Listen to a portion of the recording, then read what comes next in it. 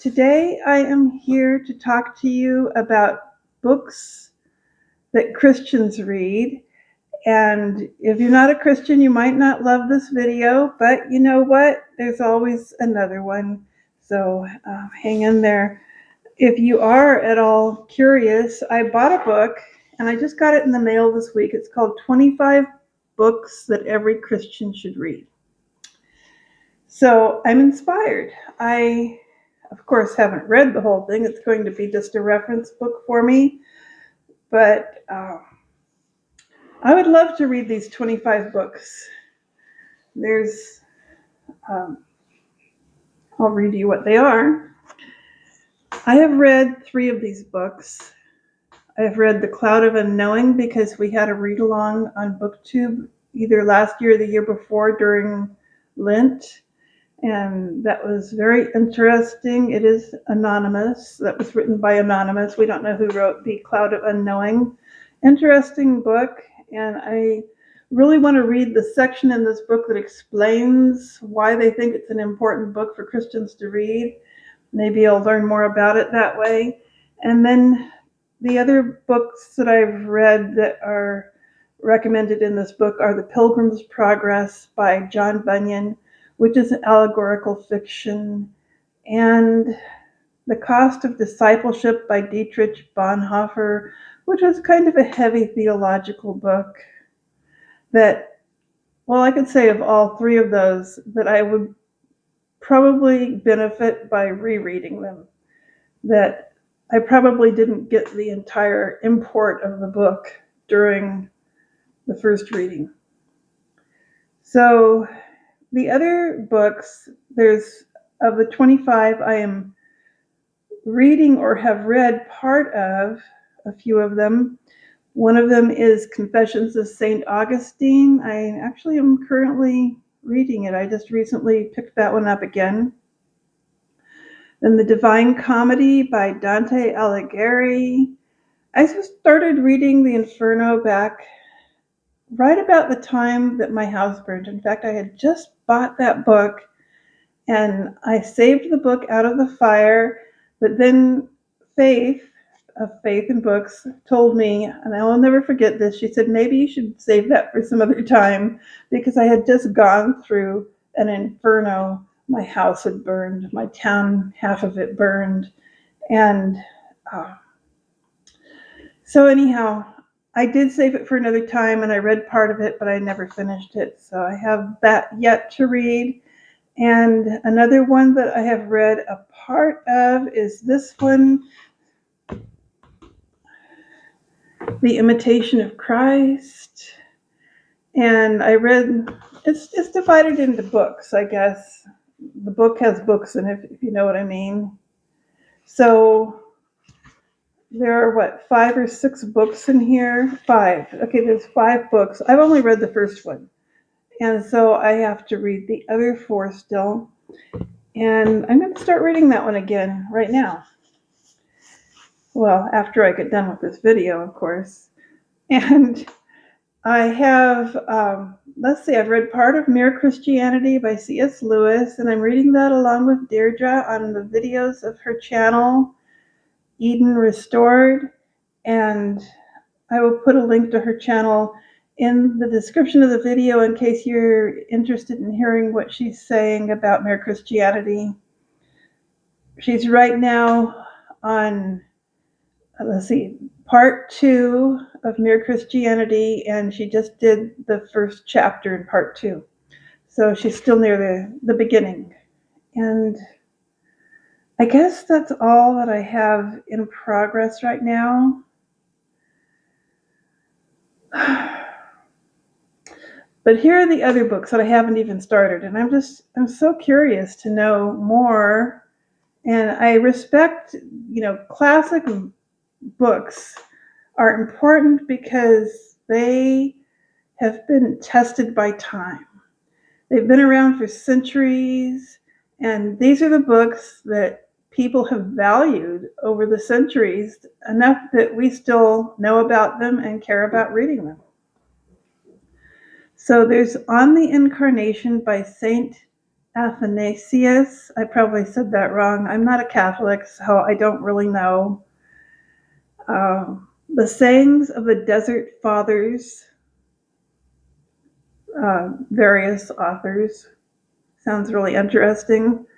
The Rule of Saint Benedict by Saint Benedict. Revelations of Divine Love, Showings by Julian of Norwich. The Philokalia by various people. I have no idea what I'm looking at here. And that's, I guess, why it's so intriguing. I want to know more about these books that are considered so valuable. Institutes of the Christian Religion by John Calvin. The Interior Castle by St. Teresa of Avila. Dark Night of the Soul by St. John of the Cross. Pensies by Blaise Pascal. The Practice of the Presence of God by Brother Lawrence. A Serious Call to a Devout and Holy Life by William Law. The Way of the Pilgrim, unknown author. The Brothers Karamazov, did I say that one right? I don't know, by Dostoevsky. Orthodoxy by G.K. Chesterton. The Poetry of Gerald Manley Hopkins. A Testament of Devotion by Thomas R. Kelly. The Seven-Story Mountain by Thomas Merton.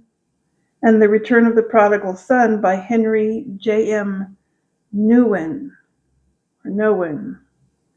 Anyhow, lots of books there that I have never even heard of before. And Faith is starting a Discord about theology. So maybe I'll be able to talk about some of these books with the people who are participating in that. I don't think she has started it yet, but she has talked about starting it. Now, another book that I'm reading, this memoir, I'm about half done with it. It's Beautiful on the Mountain by Jeannie Light. It's about her experience in the 1970s of moving to a small mountain community in Virginia where she was asked to reopen the community's chapel. And it's interesting to me because people are saying that she needs to be the pastor of the chapel. And I personally do not believe that women should be pastors because it says in 2 Timothy, is it 2 Timothy? No, it's 1 Timothy chapter 2, verse 12, that women should be quiet in the church and that they should not teach the men, which I think that's accurate.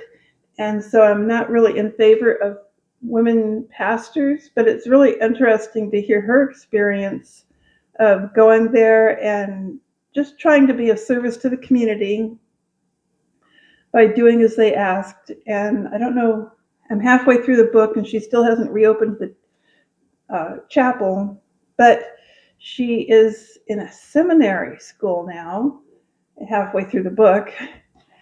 And so she's learning more about what's involved. She hasn't made a commitment to be a pastor.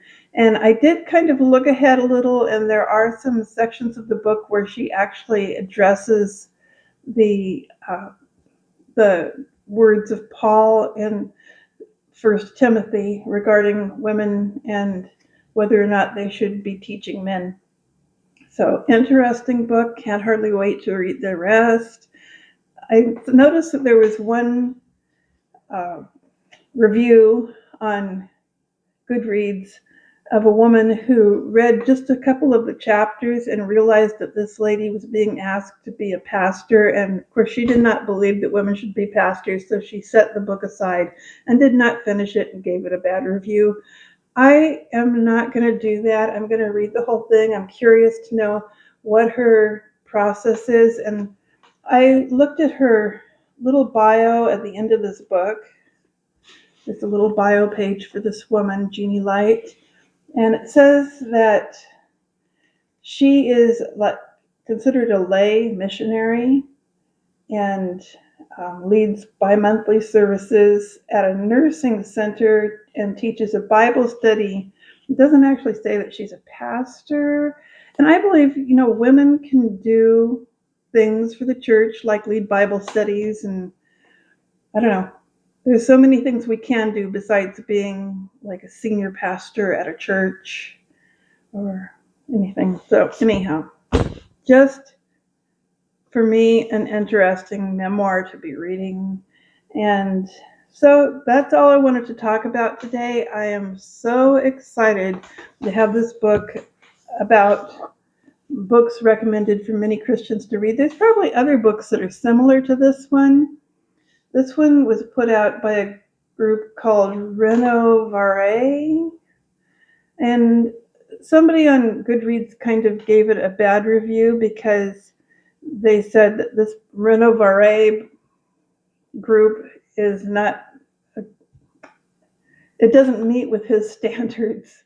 But I don't think it really matters whether or not the group meets with my standards, because basically I'm looking at the books that are classics. I want to know more about the classic books. I might, along the way, learn more about the organization that put out this book recommending these classics. So there we have it. I just am excited about it and thought I'd share it with you today. And talk to you later.